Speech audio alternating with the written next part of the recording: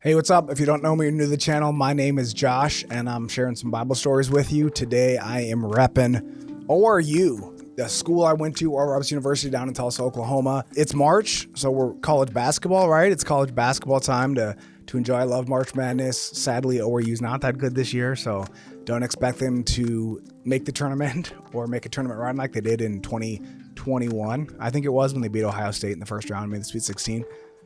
But it is my school, and I'm going to rep them as much as possible. So today I'm sharing a story that's probably not super familiar with you.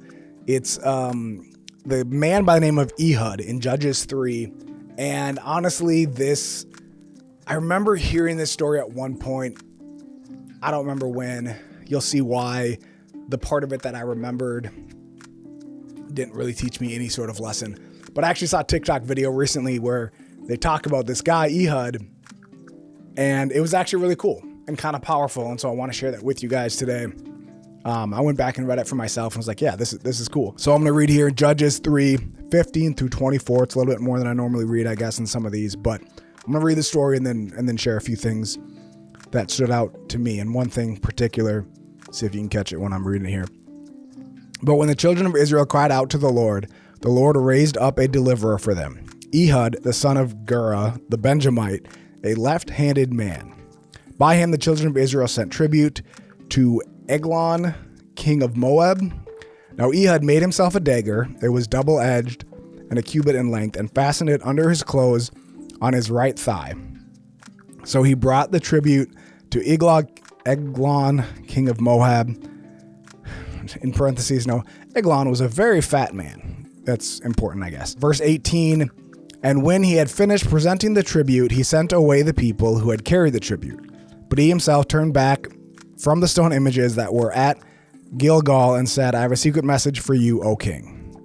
He said, keep silence. And all who attended went out from him. So Ehud came to him. Now he was sitting upstairs in his cool private chamber. Then Ehud said, I have a message from God for you. So he arose from his seat.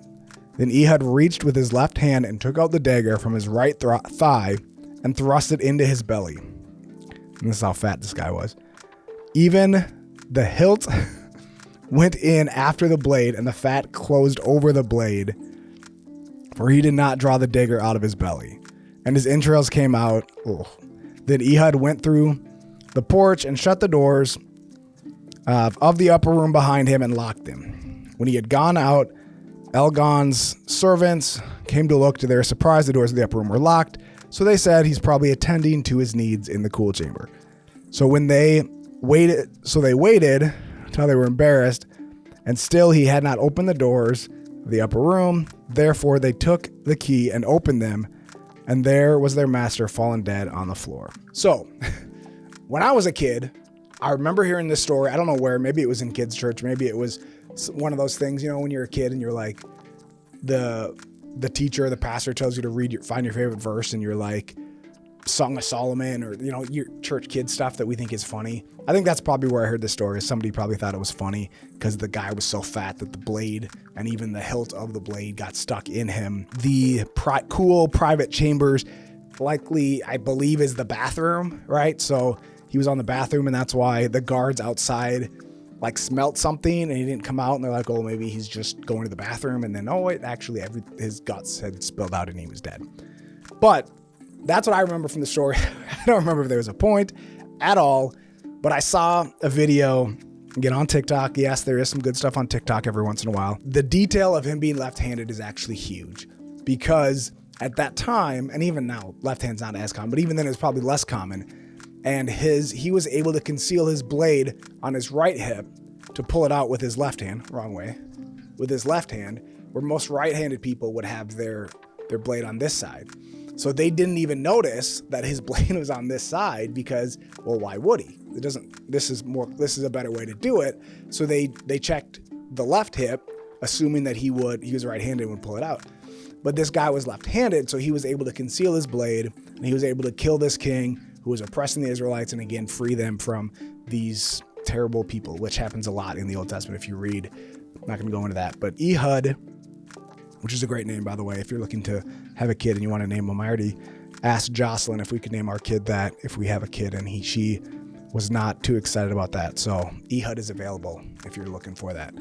But Ehud was left-handed, and this person that I talked about, and what I want to share with you why this was so cool is like, this is a detail that a lot of us like kind of leave out. We skip over, we kind of move past quickly. But there's details like that in the Bible that are so powerful. Him being left-handed was not a coincidence, was not a thing that just happened. Like, God was so intentionally meticulous when he made you, when he created you. Jeremiah says, I knit you together in your mother's womb. I knew you before I formed you. Like, God didn't just like make us and then was like, oh, let's see what we should do with him. It's like, no, I know what I want from this person, so I'm going to create them exactly this way. So Ehud, he was like, I know that when Ehud is this age at this time, I'm going to need him to get into the king's chambers and kill this wicked king. So I need to make him left-handed so he can do that. And so there's so many things about us that we overlook that God created intentionally. I'm such a big proponent of, I believe that, man, everything about you is God-given. And I'm not saying like sinful desires. I'm not saying our flesh, lust issues, or you got, alcoholic runs in your family. I'm not saying that stuff, because there's a part where it's like, okay, we need to give that stuff over to God. We don't need to be, I think people love to say now is like, be you. Yes, absolutely. Be 100% you, but be the you that God created you to be. So without that mess, right? I always say, work hard not to be somebody else, but to be the best version of who God created you to be. And that's huge for me. And I think that's so important. But I think everything, I'm talking like literally height, hair color, eye color, like God made you like that specifically. And I think he was so intentional with whether you're an introvert or you're an extrovert, whether you like sports or you don't, whether you like music. I just think there's so much intentionality that God put into you for your purpose. And so something even as small as like, oh, because he was left-handed, God did that intentionally. And I'm going to go a step further and say even things that you might not like about yourself. I don't know if he didn't like being left-handed. Maybe he loved it. Maybe he thought it was cool. But there are things that we don't like that we think are a weakness that God actually wants to use to like for his plan, for his glory, for his purposes, to change the world. Right? I'm reminded of a kicker, played for the Saints long time ago before I was born. Let's see, what was his name? Tom Dempsey. He had a deformed foot without any toes on it. If you were someone who was born with a deformed foot and had no toes, you probably would try to find a profession where feet aren't that important. But this guy pursued kicking and get to the NFL as a kicker, and actually ended up for a long time, I think the record was broken, I don't know, a decade or so ago, but for a long time had the record for the longest kick in NFL history, longest made field goal in NFL history. He was really good. And growing up, he was probably ashamed of and probably made fun of for this deformed foot. And yet God used that foot to make him money and to have a career and to a very successful NFL career with a deformed foot.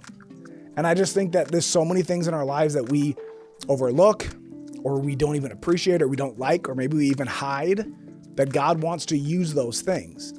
And this is why I'm so incredibly passionate about identity and purpose, because God made you on purpose. God was so intentional.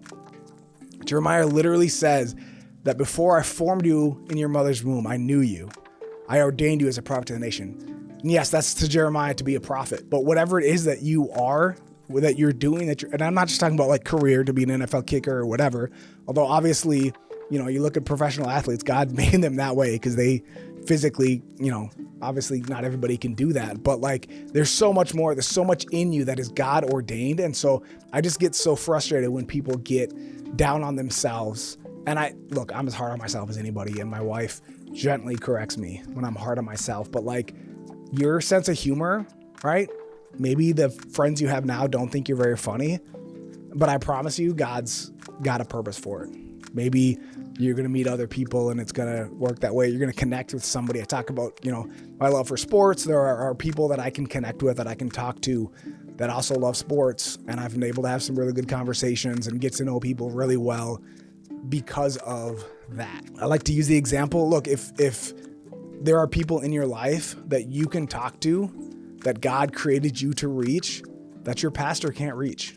This person might never step foot in a church, or maybe they don't want to hear from an old white guy, if your pastor is an old white guy, but they'll hear from you. They'll listen to you because you're a friend of theirs, because you're into the same music as they are, because you play the same sport as them. Like, God created you, personality and all, and things you think are flaws and all. God created you intentionally because he has an intentional plan and purpose for your life. And Ehud being left-handed was a part of God's plan. It may seem like a small thing, but even the small thing that he had, that God created him that way, was huge. And he was able to use that to free the people of Israel. What a story, what a purpose, what a plan. And God has a plan like that for you. There are things in your life that you overlook about your personality, about your likes, your interests, your looks, whatever, that you just kind of dismiss or even don't like. But I'm telling you, God gave you that on purpose. God created you that way on purpose because he has a plan and a purpose for you. And those things that you either don't like or don't know about or see as a weakness, God wants to use those things that he gave you on purpose for the plan and purpose that he has for your life.